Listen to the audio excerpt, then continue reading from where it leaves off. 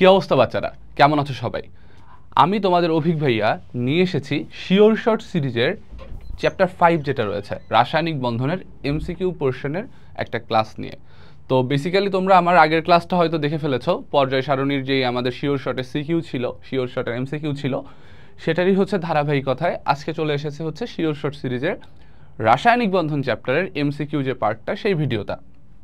প্রথমেই বলে রাখি, আমার ভিডিও যারা দেখছো বা আমার ভিডিও দেখে যারা ক্লাস করতেছো, তোমাদের কাছে রিকোয়েস্ট থাকবে যে ভিডিওটা দেখে জাস্ট কিন্তু চুপ করে বসে থাকবে না। ভিডিওটা দেখে তোমরা কিন্তু এমসিকিউ বা সিকিউ যেভাবে বলেছি, যা বলেছি, ওইগুলা কিন্তু ভালো মতো প্র্যাকটিস করো। এবং তোমাদের কাছে যদি টেস্ট পেপার বা গাইড বা অন্য কোনো সাপ্লিমেন্টারি বুকস থাকে, তাহলে সেগুলো থেকেও কিন্তু সিকিউ এমসিকিউ প্র্যাকটিস করতে হবে। অ্যান্ড যদি এই প্র্যাকটিসটা ঠিকমতো করতে পারো, তাহলেই এই ক্লাসটা তুমি আলটিমেটলি ইফেক্টিভলি ইউজ করতে পারবা। না হলে শুধু ক্লাস করে বসে থাকলে বাট প্র্যাকটিস করলে না, তাহলে কিন্তু আই থিঙ্ক এখান থেকে খুব ভালো ইফেক্টিভ কোনো আউটপুট আসবে না। বাট আমি কি করতেছি, আমি তোমাদের প্রিপারেশনটা ভালো নেওয়ানোর চেষ্টা করতেছি, বা একটা প্রিপারেশন নেওয়াতে আমি হেল্প করতে পারি। বাট ওই যে প্র্যাকটিসটা, মানে যেই প্র্যাকটিসটার জন্য তুমি এক্সামে ভালো পারফর্ম করবা, সেই প্র্যাকটিসটা তো তোমারই করতে হবে, তাই না? সো আমি তোমাকে পথ দেখাতে পারি, আমি তোমাকে ডাইরেকশন দেখাতে পারি, কিন্তু সেই ডাইরেকশন অনুযায়ী তোমার কিন্তু চলতে হবে। যদি না চলো, তাহলে কিন্তু আমার কিছু করার নেই। বাট এতটুকু আমি এনশিওর করতে পারি যে এই ক্লাসগুলো তুমি যদি ঠিকমতো দেখো এবং আমি যেভাবে বলতেছি সেই কথাগুলো যদি শোনো, তাহলে এমসিকিউ আর সিকিউতে তোমার প্রিপারেশনটা অনেক ভালো নেওয়ানো পসিবল এবং ওই ভালো একটা পারফর্ম করতে পারবা এসএসসি এক্সামে, ঠিক আছে? তো বেশি কথা না বলি, আমরা হচ্ছে আমাদের মেইন ভিডিওটা শুরু করব। তার আগে দেখো, কিছু কথা বলা লাগবে, সেটা হচ্ছে এসএসসি আমাদের এফআরবি নিয়ে। আমাদের এফআরবি নিয়ে কিছু কথা বলবো, প্লাস হচ্ছে আমাদের ওয়ান শট নিয়ে কিছু কথা বলা লাগবে। সো তোমরা যদি আমাদের এসিএস ফিউচার স্কুলের ইউটিউব চ্যানেলটাতে যাও, তাহলে দেখবা ওইখানে মোটামুটি সবগুলা চ্যাপ্টারেরই কিন্তু আমাদের ওয়ান শটগুলো আপলোড করা আছে। যেমন আমি কেমিস্ট্রির মানুষ, স্বাভাবিকভাবে কেমিস্ট্রি নিয়ে কথা বলি। এই যে দেখো থাম্বনেলটা, রায়ান ভাইয়ের ছবি দেওয়া থাম্বনেল আছে এবং ভিডিও আছে কয়টা দেখো তো, এখানে 11টা ভিডিও আছে টোটাল। অর্থাৎ তোমাদের প্রায় পুরো সিলেবাসটা, মনে হয় শুধুমাত্র একটা চ্যাপ্টার দেওয়া নেই, ওইটাও হয়ে যাবে। 11টা চ্যাপ্টারে তোমার কিন্তু ওয়ান শট ভিডিও এখানে আপলোড করা হয়েছে এবং এই ওয়ান শট ভিডিওর মধ্যে তোমার কনসেপ্ট নিয়ে আলোচনা আছে, তারপর সিকিউ নিয়ে আলোচনা আছে, তারপর এমসিকিউ নিয়ে আলোচনা আছে, ঠিক আছে? সো ওই ওয়ান শটগুলো ক্লাস দেখেও কিন্তু তোমার প্রিপারেশনটা তুমি ভালো নিতে পারো। এখন তোমার মনে কোয়েশ্চেন জাগবে যে ভাই, ওয়ান শট তো আছে, তাহলে শিওর শট সিকিউ আর এমসিকিউ দরকারটা কি ছিল? সিকিউ এবং এমসিকিউ, শিওর শট সিকিউ এবং শিওর শট এমসিকিউটা, এটা আমরা ডিফারেন্সিয়েট করছি টোটালি আলাদাভাবে। এমসিকিউর জন্য আলাদা পোর্শন, সিকিউর জন্য আলাদা পোর্শন। এমসিকিউর যে ক্লাসটা আমরা নিয়েছি, সেখানে আমরা দেখাইছি যে হচ্ছে এমসিকিউ কীভাবে অ্যাপ্রোচ করতে হয়, এখানেও দেখবা ট্রিক্সগুলো কী কী আছে, বা তুমি কীভাবে ইফেক্টিভলি সেখানে দাগাইতে পারো, বা তোমার হচ্ছে ওইখানে কোন কোন পন্থা বা কোন কোন ওয়ে যদি তুমি হচ্ছে ওইখানে ফলো করতে পারো বা মেনটেন করতে পারো, তাহলে এমসিকিউতে ভালো করা পসিবল। সিকিউ ক্লাসে আমরা আরেকটু ডিটেলসে যে পড়াচ্ছি, যে যে টপিকগুলো আমাদের আসতেছে কোয়েশ্চেন অ্যানালিসিস করে, ওই টপিকগুলোই আমরা তোমাদের ইনডেপথ বুঝাই দেওয়ার চেষ্টা করতেছি। আর ওয়ান শট ক্লাসগুলোতে আমরা পুরো চ্যাপ্টারটার উপর একটা ওভারভিউ করি, বা ওইখান থেকে আমরা বেসিকগুলো জানার চেষ্টা করি বা শিখি, তারপর সিকিউ প্র্যাকটিসে যাই, তারপর এমসিকিউ প্র্যাকটিসে যাই। দুইটা কিন্তু আলাদা ধরনের পদ্ধতি, দুই জায়গায় সিস্টেম অ্যাপ্লাই করা হচ্ছে। আর আরেকটা কথা সবসময় মাথায় রাখবা, আমরা যারা পড়াই তারা হচ্ছে রেগুলার কিন্তু কন্টেন্ট আপলোড করার ট্রাই করি। অর্থাৎ ওয়ান শটের যে কন্টেন্ট ছিল বা স্লাইড ছিল, এই সিকিউ এমসিকিউ সিরিজের স্লাইডের সাথে দেখবা বেশ কিছু এখানে কিন্তু ডিফারেন্সেস তোমাদের চোখে পড়বে। আচ্ছা, এরপরে যেটা আছে সেটা হচ্ছে আমাদের এফআরবির যে কথাটা। তো আমার এই ক্লাসটা যখন আপলোড হয়েছে বা লঞ্চ হয়েছে তোমার ইউটিউবে বা অন্যান্য প্ল্যাটফর্মে, বা তোমরা যখন এই ক্লাসটা দেখতেছো ততক্ষণে কিন্তু হচ্ছে তোমাদের এফআরবি শুরু হয়ে গিয়েছে। সো অর্থাৎ আজকে 25শে সেপ্টেম্বর এটা আমি শ্যুট করতেছি, অ্যান্ড আজকে থেকেই হচ্ছে তোমাদের ফিজিক্সের যে ম্যাজিশিয়ান অপূর্ব দাদা, তার হাত ধরে এফআরবিটা শুরু হচ্ছে। তো আলটিমেটলি এফআরবিতে তুমি কেন ভর্তি হবা, তাই না? Final revision course. দেখো, সত্যি কথা বলতে আমি যখন তোমাদের লেভেলে ছিলাম, বা আমি যখন তোমাদের মতো স্টুডেন্ট ছিলাম, স্টুডেন্ট এখনও আছি, তোমাদের মতো মানে এসএসসি লেভেলে যখন ছিলাম, তখন কিন্তু যেটা দেখা যেত, আমি নিজেও করেছি, প্রথম থেকে বেশ ফাঁকি মারতাম, একটু পড়ালেখার প্রতি উদাসীনতা কাজ করতো বা সিরিয়াস ছিলাম না। কিন্তু যত দিন যাইতে লাগলো তত তত কিন্তু আমরা বুঝতে পারলাম যে না, এখন পড়ালেখাটা নিয়ে সিরিয়াস হওয়া লাগবে। তো তোমাদের মধ্যে কিছু স্টুডেন্ট আছে, শুধু কিছু বললে ভুল হবে, একটা হিউজ নাম্বার স্টুডেন্ট আছে যারা কিন্তু এই পড়ালেখাটা নিয়ে টেস্টের আগে বা পরে এই টাইমটাতে তারা হচ্ছে সিরিয়াস হয়, বা যখন বুঝতে পারে যে না অ্যাকচুয়ালি তাদের পড়ালেখাটা করা দরকার, স্টাডিটা করতে হবে সিরিয়াসলি, তত সময় কিন্তু মোটামুটি একটু দেরি হয়ে যায়। সো তাদের প্রিপারেশন অনেক ঘাটতি থেকে যায়। সো এই ঘাটতিটা দূর করার জন্য FRB 26 যে কোর্সটা আছে এটা তোমার জন্য একটা পারফেক্ট উইপেন হতে যাচ্ছে। কেন? কারণ এইখানে আমরা পুরো চ্যাপ্টারটারই তোমার হচ্ছে আগে সুন্দর মতো কনসেপ্টটা বোঝাবো, তুমি কোয়েশ্চেন করতে পারবা, তুমি হচ্ছে আমাদের সাথে ইন্টারেক্ট করতে পারবা, দেন হচ্ছে তুমি ডিসকাশন গ্রুপে ডিসকাস করতে পারবা, এই অপরচুনিটি তোমার কাছে দেওয়া আছে। এবং এই প্রবলেমগুলো নিয়ে কিন্তু তোমাদের আমরা হচ্ছে ক্লাসগুলো নিচ্ছি, অর্থাৎ একটা বা দুইটা আমরা ক্লাসে তোমাদের সিকিউ এমসিকিউ মানে প্রত্যেকটা চ্যাপ্টার সুন্দর মতো শেষ করাই দেবো। এবং সেটা শেষ করাইতে যে ক্লাস যত লেন্দি হবে বা যত সময় লাগবে লাগুক, কোনো সমস্যা নেই। বাট তোমার এক ক্লাসে বা দুইটা ক্লাসেই ওই চ্যাপ্টারের প্রিপারেশন যেন এসএসসির মতো হয়ে যায়, জায়গায় বসে ক্লাসে বসে, সে অতটুকু এনশিওর করার দায়িত্ব আমাদের। সো যদি তুমি মনে করো যে না তোমার প্রিপারেশনটাকে আরও বার্নিশ করা দরকার বা একটু ভালো কিছু করতে হবে প্রিপারেশনটা নিয়ে, বা তোমার হচ্ছে SSC 25-এর রেজাল্টটা তো দেখছো যে ওই সেখানে কীভাবে পাশের হার বা A+-এর ধস একেবারে মাটির সাথে মিশে গেছে বলতে গেলে প্রিভিয়াস যে ইয়ার ছিল বা বিগত বছরের তুলনায়। এখন তুমি যদি সেই জায়গা থেকে ভালো কোনো কিছু করতে চাও, আমার মনে হয় যে এই যে টিচার প্যানেলের যাদের দেখতেছো, মানে they are one of the best teacher panel in Bangladesh, বুঝছো? সো এই অভিদাদা, মাসরুর ভাই, রাকিব ভাই, হিমেল ভাই, এই মানুষগুলোকে আসলে স্কুল লেভেলে মানে SSC লেভেলে পাওয়া কাইন্ড অফ একটা ব্লেসিংয়ের মতো। সো এই সব ব্লেসিংকে তুমি যদি তোমার লাইফে আর আলটিমেটলি উইপেন হিসেবে কাজ করাইতে চাও, FRB কোর্সটা তুমি করে দেখতে পারো। অ্যান্ড আমাদের তো ফ্রি ক্লাসগুলো আছেই, জাস্ট করেই দেখতেছো যে আমাদের ক্লাসগুলো কেমন হয়। সো আমি মনে করি যে এতটুকু বিশ্বাসের জায়গা তোমরা আমাদের উপর রাখতেই পারো, যেই বিশ্বাসে দিয়ে আলটিমেটলি আমরা তোমাদেরকে একটা ভালো প্রিপারেশান নিয়ে আইতে পারি। আর আমাদের আলটিমেটলি এক্সপেকটেশনটা কি, যারা ক্লাস নিচ্ছি, যে তোমরা একটা ভালো রেজাল্ট করবা অ্যান্ড আমাদেরকে অন্তত একটু ইনফর্ম করবে যে ভাইয়া আপনার ওই ক্লাসটা দেখছিলাম, ওটা আমার SSC-তে কাজে লাগছে, আমি ভালো রেজাল্ট করছি, আমি GPA 5 পাইছি, আমি গোল্ডেন A+ পাইছি, এতটুকুই ভাই, বুঝছো? সো FRB 26-এ তুমি যদি আলটিমেটলি এখানে ভর্তি হও, তাহলে আমার মনে হয় যে তোমাদের যার যেখানে প্রবলেম আছে, কনসেপ্টে হোক, যে কোনো প্রিপারেশানে হোক, সিকিউ এমসিকিউ যেখানেই হোক, সেই প্রবলেমগুলো তোমরা ইজিলি সর্ট আউট করে ফেলতে পারবা। আর যারা এখনও ভর্তি হওনি, তোমরা যদি ভর্তি হতে চাও দ্রুত ভর্তি হয়ে যাও অ্যান্ড ক্লাসগুলো প্রথম থেকে রেগুলারিটি মেনটেন করে করার চেষ্টা করো, যেন পরবর্তীতে এই ক্লাসগুলো আবার জমে না যায়, ঠিক আছে? ওকে, তো চলো আমরা এখন আমাদের কিছু স্পেশাল এমসিকিউ সলভ করবো। স্পেশাল এমসিকিউ মানে হচ্ছে আমাদের একেবারে রিসেন্ট ইয়ারে 25 সালে যে কোয়েশ্চেনগুলো আসছে ওইগুলো আমরা ফার্স্টে একটু সলভ করবো, ঠিক আছে? আচ্ছা, প্রথম কোয়েশ্চেন বলেছে নিচের কোন মৌলটির যোজনী ইলেকট্রন ও যোজনী একই? আচ্ছা, যোজনী ইলেকট্রন কি এটাকে ফার্স্টে জানি। যোজনী ইলেকট্রনটা কি জিনিস? যোজনী ইলেকট্রনটা কি জিনিস? যোজনী ইলেকট্রন হচ্ছে যোজ্যতা স্তরের ইলেকট্রন সংখ্যা। যোজনী ইলেকট্রনটা কি? যোজনী ইলেকট্রন হচ্ছে যোজ্যতা স্তরে ইলেকট্রন সংখ্যা। যোজ্যতা স্তরের ইলেকট্রন সংখ্যাটাই হচ্ছে যোজনী ইলেকট্রন। আর যোজনীটা কি? যোজনী হচ্ছে অন্য কোনো মৌলের সাথে যুক্ত হওয়ার ক্ষমতা, অন্য কোনো পরমাণুর সাথে যুক্ত হওয়ার ক্ষমতা, এটা হচ্ছে যোজনী, তাই তো? অন্য কোনো পরমাণুর সাথে যুক্ত হওয়ার ক্ষমতা,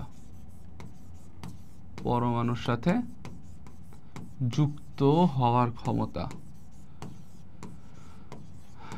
আচ্ছা, এখন একটা জিনিস দেখো, সেটা হচ্ছে কোন মৌলটির যোজনীয় ও যোজনী ইলেকট্রন একই, এটা দেখতে হবে। তো যোজ্যতা স্তর কোনটা? যোজ্যতা স্তর হচ্ছে সর্ববহিস্থ কক্ষপথ, এটা তো আমরা জানি। আচ্ছা, তো ক্যালসিয়ামের যোজনী কত বলো তো? ক্যালসিয়ামের যোজনী হচ্ছে 2, আর যোজ্যতা ইলেকট্রন কত? ইলেকট্রন বিন্যাস দেখো 2 8 8 2, তাহলে যোজ্যতা ইলেকট্রনে 2, যোজনীয় হচ্ছে 2। তাহলে আমরা দেখতে পাচ্ছি ক্যালসিয়ামের আলটিমেটলি যোজনীয় যা, যোজ্যতা ইলেকট্রনও তাই।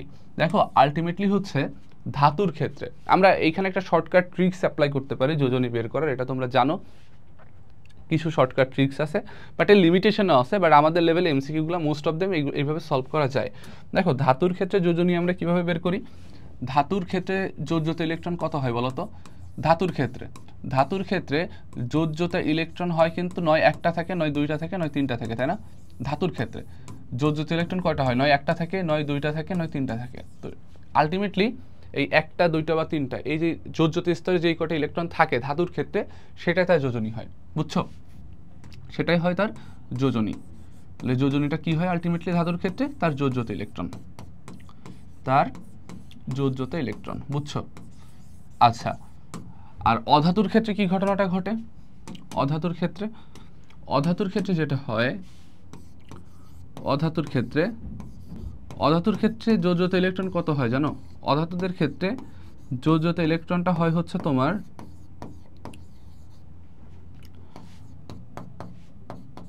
নয় 5টা থাকে, নয় 6টা থাকে, নয় 7টা থাকে। আমি মোস্ট কমন কেসগুলো নিয়ে বলতেছি। তো এদের ক্ষেত্রে যোজনীটা কত হয়?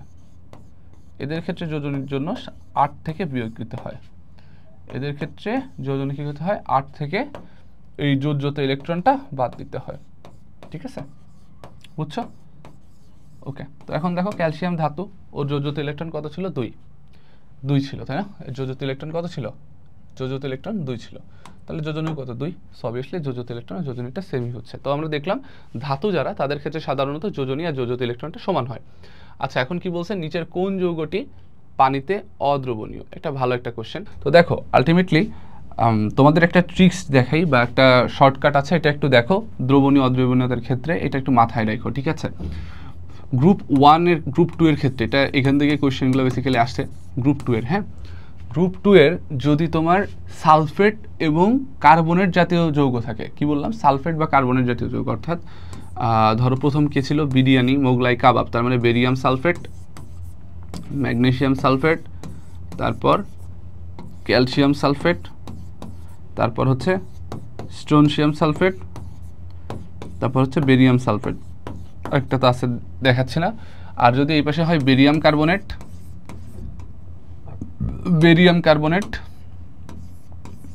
কিংবা ম্যাগনেসিয়াম কার্বনেট কিংবা তোমার ক্যালসিয়াম কার্বনেট, অথবা তোমার যদি হয় স্ট্রোনশিয়াম কার্বনেট, আর যদি হয় বেরিয়াম কার্বনেট, যেটাই হোক, তাহলে এদের যদি সালফেট বা কার্বনেট ঘটিত যৌগ থাকে গ্রুপ 2 এর সাথে, তাহলে এদের ক্ষেত্রে দেখবা যত উপর থেকে নিচে যাবা পানিতে দ্রবণীয়তা হ্রাস পাবে। পানিতে দ্রবণীয়তা হ্রাস পাবে উপর থেকে নিচে গেলে, ঠিক আছে? হ্রাস পাবে। দ্রবণীয়তা কেন বাড়ে, কেন কমে, এটা আমরা সিকিউ ক্লাসে জানবো, এটা আমাদের এমসিকিউ ক্লাসে আলোচনা করা লাগতেছে না। আচ্ছা, এখন দেখো, যদি তোমার এখানে সালফেট বা কার্বনেটের জায়গায় হাইড্রক্সিল থাকতো, beryllium hydroxide, magnesium hydroxide, calcium hydroxide, strontium hydroxide, barium hydroxide, আরেকটা তো আছে, দরকার নেই, এটা দেখাচ্ছি না। তাহলে এদের ক্ষেত্রে উপর থেকে নিচে গেলে কি হয় জানো? এদের থেকে উপর থেকে নিচে গেলে, মানে যদি হাইড্রক্সিল থাকে, তাহলে পানিতে দ্রবণীয়তাটা এটা বাড়ে নাকি কমে? দ্রবণীয়তাটা বাড়ে। এদের ক্ষেত্রে পানিতে দ্রবণীয়তাটা বাড়ে, ঠিক আছে? তার মানে বেরিয়াম সালফেট, বেরিয়াম কার্বনেট, এই গ্রুপটাতে সালফেট কার্বনেটের গ্রুপে সব থেকে বেশি দ্রবণীয়তা পানিতে কার বেশি? মানে পানিতে দ্রবণীয়তা সব থেকে বেশি কার বলো তো? বেরিয়াম সালফেটের, বেরিয়াম কার্বনেটের। সব থেকে কম কার? সরি, বেরিলিয়াম সালফেট, বেরিলিয়াম কার্বনেটের সব থেকে বেশি। সব থেকে কম কার? এই যে আরও নিচে আছে রেডিয়ামের ওটা। আচ্ছা, বা অনেক সময় এই দুটোকেও বলা হয়। আচ্ছা, এখন দেখো, আর এই যে হাইড্রক্সিল যদি যুক্ত হয়, তাহলে দেখো তো যত নিচেই যাচ্ছে তত পানিতে দ্রবণীয়তা বাড়বে। তার মানে এই সিরিজ অনুসারে বেরিয়াম হাইড্রক্সাইড বা ওই পাশে যদি রেডিয়াম থাকে, সেটার কি দ্রবণীয়তা বেশি। তাহলে কম কারা? যারা উপর দিকে আছে। এখন দেখো আমাকে অপশনে কি বলছে, নিচের কোন যৌগটি পানিতে অদ্রবণীয়? অদ্রবণীয় মানে কি?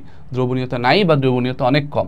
আচ্ছা, তাহলে এই যে চার্টটা লিখে দিলাম, মানে এই যে সিরিজটা লিখে দিলাম, সিরিজটা মাথায় রাখো। এখন কোয়েশ্চেনে কি বলছে দেখো তো, নিচের কোন যৌগটি পানিতে অদ্রবণীয় বলছে, বুঝছো?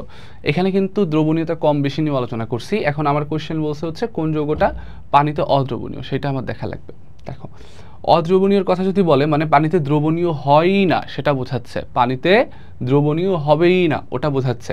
ভাইয়া তোমরা জানো কি না, তোমাদের জানার কথা, এই যে তিনটা যৌগ, এই তিনটা যৌগ একটু মাথায় রাখবা।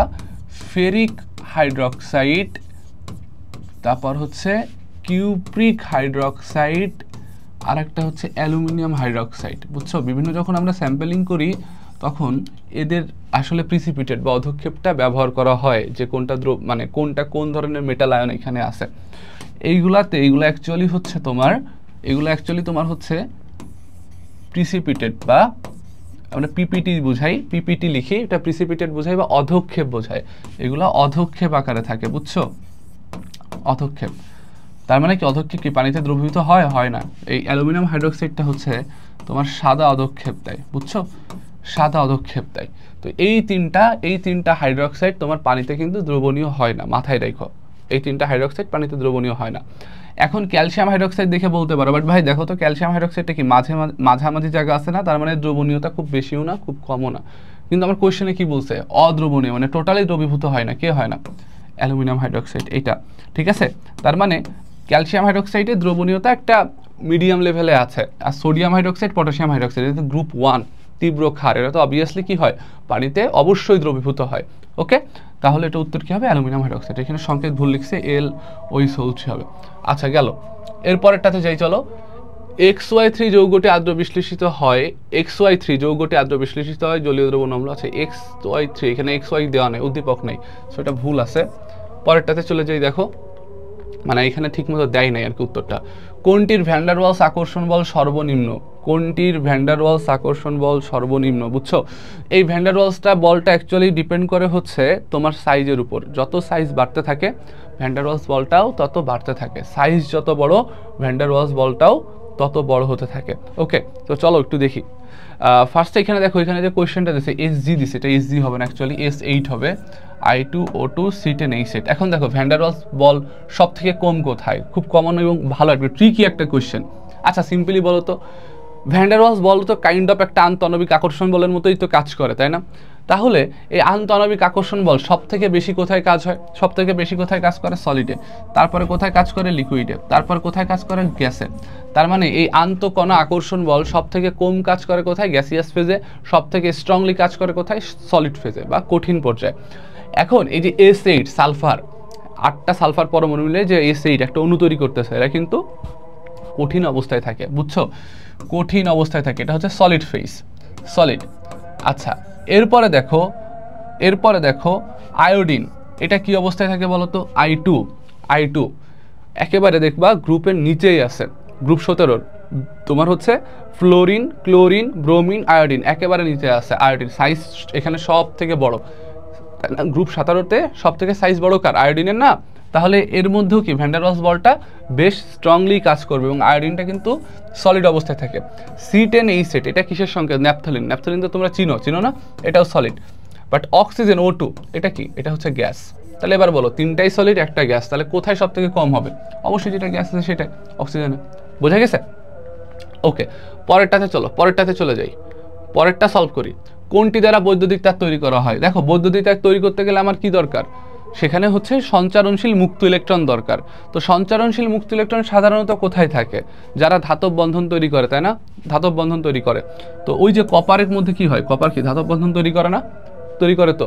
এবং আমাদের বাসা বাড়িতে তো কপার দ্বারা ওয়ারিং করা হয়। তো দেখো এখানে খুবই কমন কোয়েশ্চেন, কপার বৈদ্যুতিক তার তৈরি করা হয় কি দিয়ে? কপার দিয়ে। ঠিক আছে, আচ্ছা এরপরে কি বলছে দেখো, কোনটি জলীয় দ্রবণ বিদ্যুৎ অপরিবাহী? বিদ্যুৎ পরিবহন করতে গেলে কি হইতে হবে? জলীয় দ্রবণে আয়ন থাকতে হবে, ক্যাটায়ন অ্যানোন থাকতে হবে, তাই না? বিদ্যুৎ পরিবহনের জন্য কি থাকতে হবে? জলীয় দ্রবণে আয়ন থাকা লাগবে। এখন দেখো তো, কোনটি জলীয় দ্রবণ বিদ্যুৎ অপরিবাহী? অপরিবাহী মানে কি? জলীয় দ্রবণে কোথায় তুমি হচ্ছে কোনো আয়ন পাবা না, সেখানে তো বিদ্যুৎ পরিবহন হবে না। তো এর মধ্যে একেবারে দেখো পিওর যদি তুমি কোভ্যালেন্ট কম্পাউন্ড বলো, সেটা হচ্ছে চিনি। ঠিক আছে, তাহলে এই তুতে কি? কপার সালফেট ইন্টু 5 অনু পানি। তো এটা যখন জলীয় দ্রবণে দিবা তখন কপার 2 প্লাস সালফেট 2 মাইনাস আয়নে বিভক্ত হবে। ঠিক আছে, ওকে, তাহলে এটা তুতে কিন্তু হবে না, অনেকে তুতে দেখে ভুল করো। সো এটা একেবারে পিওর কোভ্যালেন্ট, এটা বিশুদ্ধ সমযোজী। তারা বিশুদ্ধ সমযোজীকে চিনি, এটা বইয়ের জ্ঞানমূলক কোয়েশ্চেন, দেখবা বইতে আছে। তাহলে বিদ্যুৎ অপরিবাহীকে চিনি। ওকে, এরপরে কি বলছে দেখো, N2O5 যৌগে নাইট্রোজেনের সুপ্ত যোজনী কত? নাইট্রোজেনের সুপ্ত যোজনী কত? ওকে, তো দেখো নাইট্রোজেনের বেসিক্যালি যোজনী আমরা কত দেখি? আমরা দেখি হচ্ছে 1 আছে, 2 আছে, 3 আছে, 4 আছে, 5 আছে। 5টাই কিন্তু নাইট্রোজেন দেখায় যদিও, ঠিক আছে? এই 5টাই নাইট্রোজেন দেখাইতে পারে। এখন কথা হচ্ছে নাইট্রোজেনের সুপ্ত যোজনী, এই যে N2O5 চাইছে, N2O5 চাইছে। তাহলে সুপ্ত যোজনী মানে কি? সুপ্ত যোজনী মানে হচ্ছে তোমার সর্বোচ্চ যোজনী মাইনাস কার্যকরী যোজনী। সর্বোচ্চ যোজনী মাইনাস কার্যকরী যোজনী। এখন বলো নাইট্রোজেনের সর্বোচ্চ যোজনী কত? সর্বোচ্চ যোজনী কত? 5। N2O5 কার্যকরী যোজনী কত? এখানে তোমার যোজনী এক্সচেঞ্জ করতে হয় না, যেমন ওই যে আমরা জানি যৌগ গঠনের সময় A = হচ্ছে যদি এর যোজনী x হয়, b এর যোজনী যদি y হয়, তাহলে যৌগের সংখ্যাটা কি হয়? AYBX। তাহলে এই যে y এটা কার যোজনী? p এর। এই যে x টা কার যোজনী? এর। অপোজিট লাগে, তাই না? এক্সচেঞ্জ অবস্থায় আছে। তাহলে এই যে 5 এটা কার যোজনী? নাইট্রোজেনের। তাহলে এখানে কার্যকরী যোজনী কত? 5। তাহলে সুপ্ত যোজনী কত? 0। অপশন এ হবে কারেক্ট আনসার। ঠিক আছে, ওকে। পরেরটাতে কি বলছে দেখো, ভ্যানাডিয়ামের এম শেলে ইলেকট্রন সংখ্যা কত?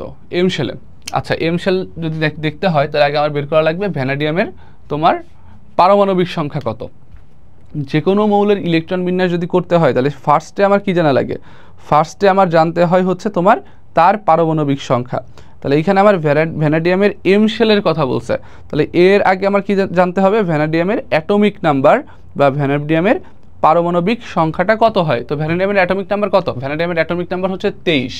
তাহলে এখন দেখো ইলেকট্রন বিন্যাস যদি করো তাহলে কি হয়? আমরা কিন্তু ওই যে পর্যায় সারণীর ক্লাসে ইলেকট্রন বিন্যাসের একটা টেকনিক শিখে আসছিলাম, সেটাই অ্যাপ্লাই করবা।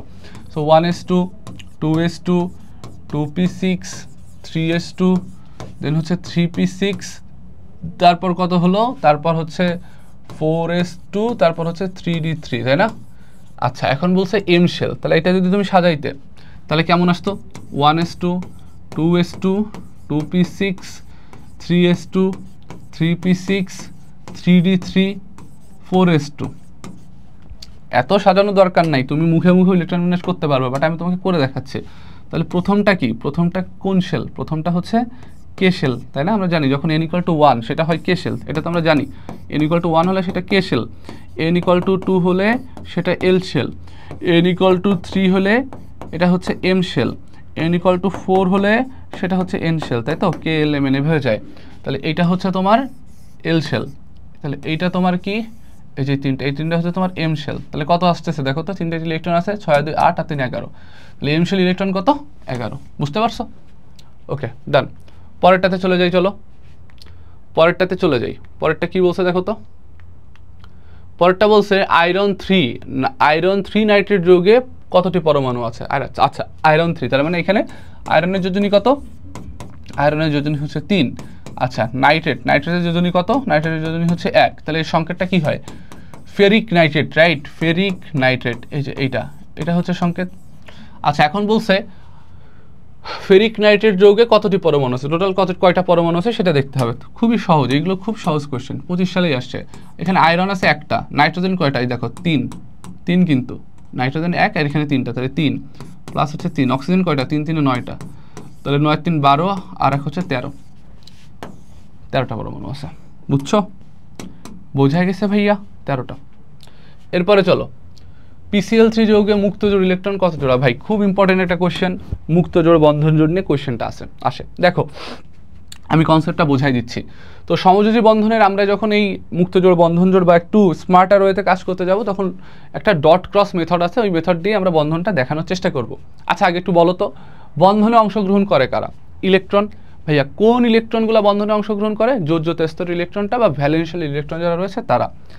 এখন মুক্ত জোড় আর বন্ধন জোড়, এটা যদি তুমি বুঝতে চাও, মুক্ত জোড় ইলেকট্রন কি? মুক্ত জোড় ইলেকট্রন নাম শুনেই বুঝতেছো, ইংলিশে এটাকে বলা হয় লন পেয়ার, বা আমরা এটাকে সংক্ষেপে লিখি হচ্ছে এলপি দিয়ে, লন পেয়ার বা এলপি।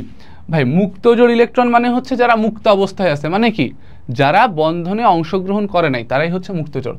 তার মানে মুক্ত জোড় মানে কি? মুক্ত জোড় মানে হচ্ছে যারা বন্ধনে অংশ নেয়নি, তারা হচ্ছে মুক্ত জোড়। যারা বন্ধনে অংশ নেয়নি তারাই হচ্ছে মুক্ত জোড় ইলেকট্রন। বুঝছো? এটাই তো। আর বন্ধন জোড় মানে কি? বন্ধন জোড় মানে কি? বন্ড পেয়ার ইলেকট্রন, অর্থাৎ যারা বন্ধনে অংশ নিয়েছে। বন্ধন জোড় ইলেকট্রনটাকে আমরা সংক্ষেপে কিভাবে দেখাই? বন্ড পেয়ারতে। এটাকে লিখতে পারি বিপি দিয়েও লিখতে পারি।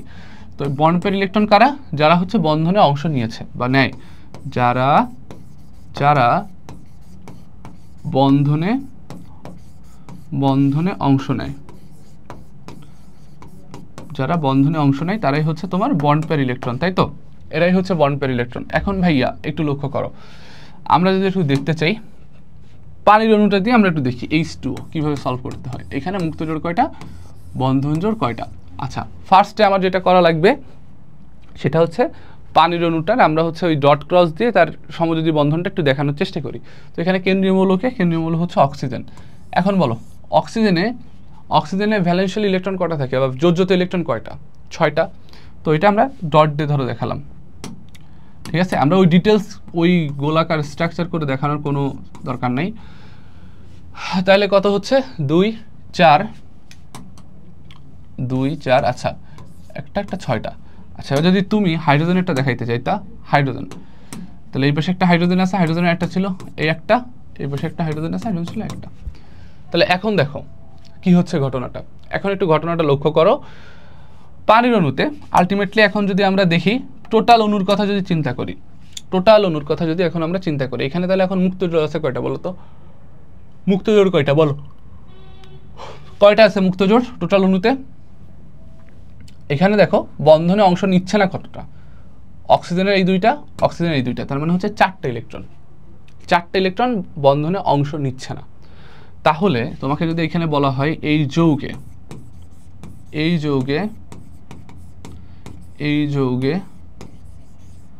মুক্ত ইলেকট্রন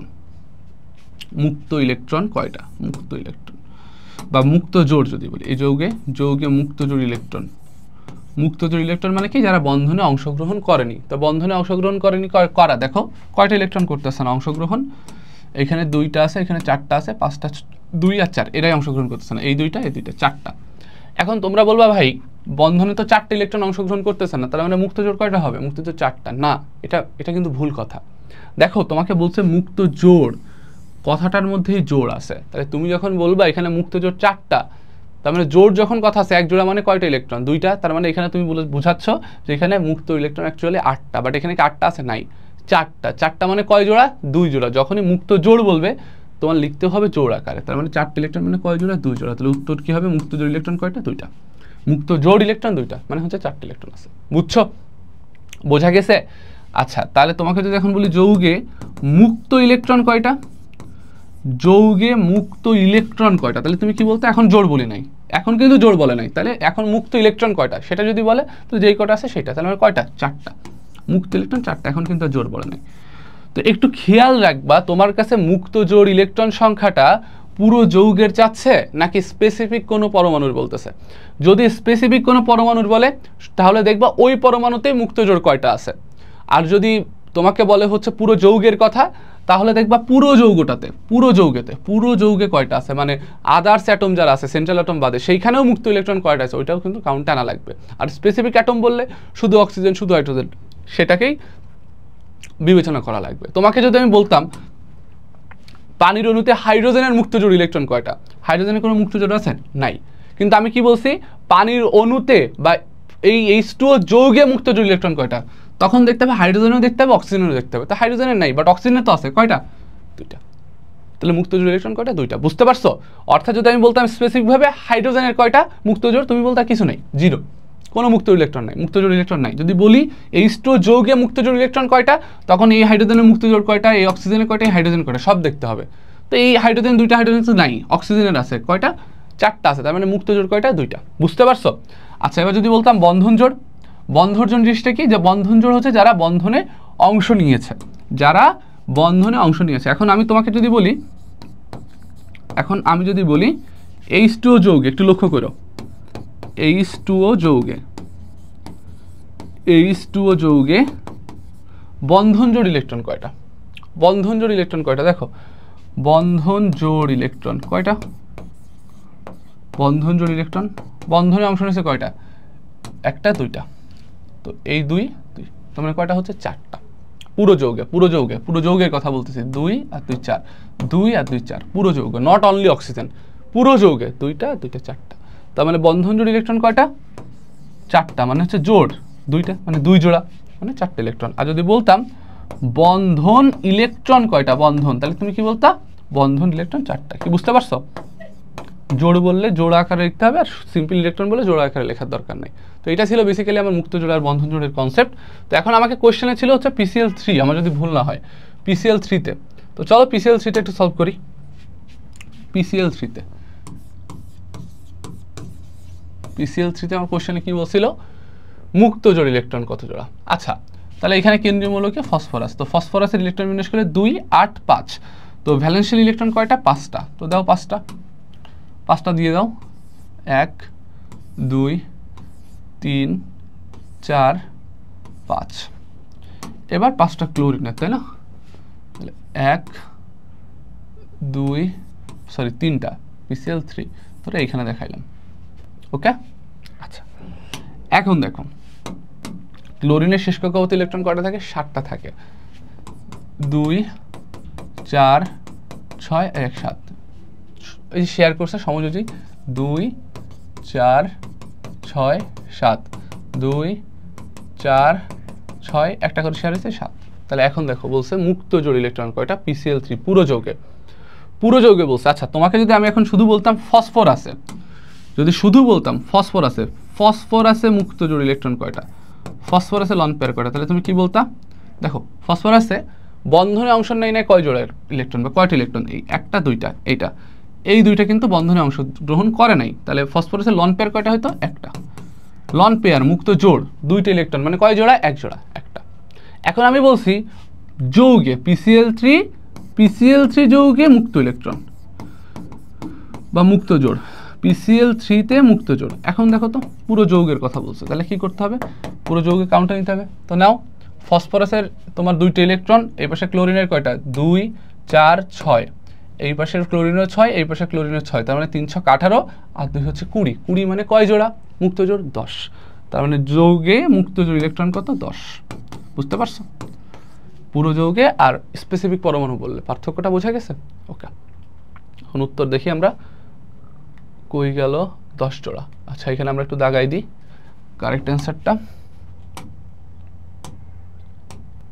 সেটা আবার আসতেছে না, তাহলে কারেক্ট অ্যান্সার কত, কারেক্ট অ্যান্সার হচ্ছে 10 জোড়া। আই থিঙ্ক এটা ক্লিয়ার হয়ে যাওয়ার কথা, এটা নিয়ে আর ডাউট থাকার কোনো কথা নাই, ঠিক আছে না। ওকে তো চলো আমরা এখন পরের কোশ্চেনটাতে চলে যাই। ক্রোমিয়াম 3+ এর এম শেলে কতটি ইলেকট্রন থাকে, পারবো না, ক্রোমিয়ামের পারমাণবিক সংখ্যা কত 24, তো ক্রোমিয়ামের ইলেকট্রন বিন্যাসটা করো আগে, কি থাকে দেখো তো 1s2 2s2 2p6 3s2 3p6 4s2, কয়টা হলো 20টা, 10 12 18 20, তাই না। আচ্ছা এবারে কত 3d4 কি ঠিক আছে, ঠিক নেই, কেন, পূর্ণ অর্ধপূর্ণ নীতিতে না, কয়টা যাবে 5টা যাবে, d5 যাবে 5টা, আর এখানে 4s2 হবে না, এটা কত হয়ে যাবে 4s1 হয়ে যাবে, তাই না 4s1। এবার ক্রোমিয়াম 3+ বলছে, ক্রোমিয়াম 3+ ছিল, এটার করতে হবে, তাহলে ক্রোমিয়াম 3+ হলে কি হবে ভাইয়া, 3টা ইলেকট্রন বের হয়ে যাবে, তাহলে ভ্যালেন্সিয়াল থেকে একটা আছে, তাহলে একটা, আর এখান থেকে 2টা যাবে, তার মানে তোমার কি আসতেছে 1s2 2s2 2p6, একবারে সাজায় লিখতেছি 3s2 3p6, এখান থেকে একটা, এখান থেকে 2টা যাবে, তাহলে তো 3টা হবে, তার মানে 3d3 4s0, এটা তো ওকে। এবার দেখো তো আমার বলছিল এম শেল কোনটা, এটা হচ্ছে কে শেল, এটা হচ্ছে এল শেল, এটা হচ্ছে এম শেল, তাহলে 6 2 8 8 3 11, 11টা হবে, তাই না, 11টা ইলেকট্রন। দাঁড়াও কোশ্চেন কই গেল এখানে, ওকে 11টা। পরেরটা দেখো, কেলাস গঠনে ক্যালসিয়াম ক্লোরাইড কতটি পানির অণুর সাথে যুক্ত হয়, কতটি ক্যালসিয়াম ক্লোরাইড কয়টার সাথে যুক্ত হয়, পানির অণুর সাথে 6টার সাথে যুক্ত হয়, তাই না, 6টা পানির অণুর সাথে ক্যালসিয়াম ক্লোরাইড যুক্ত হয়ে তোমার হচ্ছে কেলাস তৈরি করে। এরপরে কি বলছে, স্বাভাবিক তাপমাত্রা ও চাপে সবচেয়ে কম ভ্যান ডার ওয়ালস আকর্ষণ বল আছে কোনটিতে, যেটা গ্যাসিয়াস স্টেটে থাকবে সেইখানে বেশি সবথেকে কম থাকে, তো এটা হচ্ছে ইথানল লিকুইড, এটা অ্যামোনিয়া গ্যাস, এটা অ্যাসিড সলিড H2O, তাহলে অ্যামোনিয়া গ্যাস অ্যামোনিয়াতে আছে, দেখো তো ওকে পারা যাবে। আচ্ছা এখন আমরা টাইপ ওয়াইজ এমসিকিউ সলভে চলে যাব, যোজ্যতা ইলেকট্রন, তো যোজ্যতা ইলেকট্রন কি আমরা আগে বলে আসছি। এখন বলছে CCl4 কেন্দ্রীয় পরমাণুর সর্বশেষ শক্তি স্তর ইলেকট্রন সংখ্যা কয়টা, পারবো না, কেন্দ্রীয় পরমাণু কে, কেন্দ্রীয় পরমাণু হচ্ছে কার্বন, কেন্দ্রীয় পরমাণু কে? কেন্দ্রীয় পরমাণু কার্বন। আচ্ছা, এখন কেন্দ্রীয় পরমাণু কি হবে এটা চেনার ওয়ে আমরা জানি। হ্যাঁ, ওয়ে আছে। আমি তোমাকে দুইটা মেথড দেখাচ্ছি, দুইটা সিস্টেম তুমি ফলো করতে পারো, যে কোনো একটা ফলো করলেই হবে আলটিমেটলি। একটা দেখবা কোনো যৌগে যার তড়িৎ ঋণাত্মকতা সব থেকে কম হবে, ইএন সব থেকে কম হবে, সে হবে কেন্দ্রীয় মৌল। তড়িৎ ঋণাত্মকতা সব থেকে কম হবে। আর একটা কি বলতো, অথবা এটা দিয়েও দেখতে পারো, সহজ যেটা আছে, কোনো যৌগে যে সব থেকে কম সংখ্যায় থাকবে, ঠিক আছে, সব থেকে কম সংখ্যায় থাকবে, সব থেকে কম সংখ্যায় থাকবে, কম সংখ্যায় থাকবে সব থেকে। এখন CCl4 এ সব থেকে কম কি আছে দেখো, কার্বন। তো এটা হবে তোমার কেন্দ্রীয় মৌল। তো সর্বশেষ শক্তিস্থির ইলেকট্রন কয়টা? 2 4 4টা না, 4টা না, 2 4 কেন্দ্রীয় পরমাণু। ও আচ্ছা আচ্ছা, সরি, এখন আমাকে বলছে মানে এই যৌগে, সরি আমি শুধু কার্বন ভাবছি, এই যৌগে কার্বনের সর্বশেষ শক্তিস্তর ইলেকট্রন সংখ্যা কত হবে দেখো। তো কার্বনেতে 4টা বেসিক্যালি, তাই না, 2 3 4। হ্যাঁ, শুধুই 4 দেখালে কিন্তু হবে না। এখন দেখো Cl4 মানে CCl4 এই যৌগ যখন করছে, তখন কয়টা? ক্লোরিন এখান থেকে একটা শেয়ার করতো, এখান থেকে একটা শেয়ার করতো, এখান থেকে একটা শেয়ার করতো, এখান থেকে একটা শেয়ার করতো, তার মানে কয়টা হতো? 8টা। দুটাই সেম অপশন, তা তুমি নিয়ে দেখাও। যদি দুইটাই দেখো একই অপশন, যেটা আগে সঠিক উত্তর পাবা সেটা দেখাবা। ঠিক আছে, এ বি একই 8, এটা দেখালেই হচ্ছে। এরপরে দেখো কি বলছে, জেননের যোজিত ইলেকট্রন সংখ্যা কত? ভাই অনেকে এটা নিয়ে প্যারা খাবে। কীভাবে প্যারা খাবে জানো? জেননের ইলেকট্রন বিন্যাস করা শুরু করবে। তাই জেননের ইলেকট্রন বিন্যাস করার দরকার আছে কোনো? জেননের আদৌ কোনো ইলেকট্রন বিন্যাস করার দরকার আছে? কোনো দরকার নাই। ভাই কেন দরকার নাই? কারণ জেনন হচ্ছে নিষ্ক্রিয় গ্যাস। তো নিষ্ক্রিয় গ্যাস কেন? অষ্টক তত্ত্ব মেনে চলতেছে। তাহলে অবশ্যই তার যোজিত স্তর ইলেকট্রন কটা থাকবে? অবশ্যই 8টা থাকবে, অবশ্যই 8টা থাকবে। 18-র যে কোনো মৌলে যদি যোজিত স্তর ইলেকট্রন বলে কয়টা হবে? 8টা। শেষ। অক্সিজেন যোজিত ইলেকট্রন 6 কি? অক্সিজেন ইলেকট্রন বিন্যাস 2 6, ঠিক আছে। এটা হচ্ছে একটা জারক পদার্থ, অক্সিজেন জারক পদার্থ। হ্যাঁ, জারক পদার্থ। অণুতে বন্ধনজোড় ইলেকট্রন 2টি। এখানে কি বন্ধনজোড় ইলেকট্রন 2টা আছে? চলো দেখি। অক্সিজেন, ওকে, তাহলে 2 4 6। এবার এই পাশের একটা অক্সিজেন, 2 4 6। এটা না বন্ধন? তাহলে বন্ধন জোড় ইলেকট্রন 2টি বন্ধন জোড়। হ্যাঁ, 2টি। দেখো তো তাহলে উত্তর কি হবে? উত্তর হবে সব কয়টা।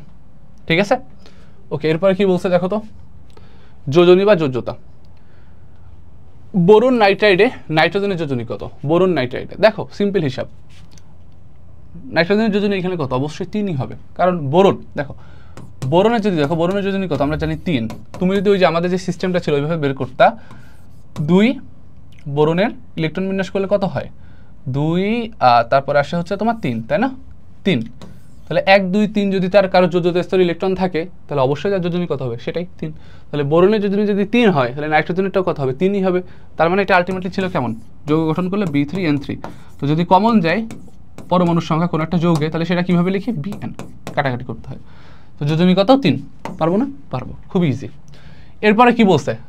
এরপরে বলছে কোনটি পরিবর্তনশীল যোজ্যতা প্রদর্শন করে? আমরা পড়ে আসছিলাম পর্যায় সারণীতে, যারা অবস্থানান্তর মৌল তারা পরিবর্তনশীল যোজ্যতা প্রদর্শন করবে। আর অবস্থানান্তর মৌল সাধারণত কারা হয়? D block.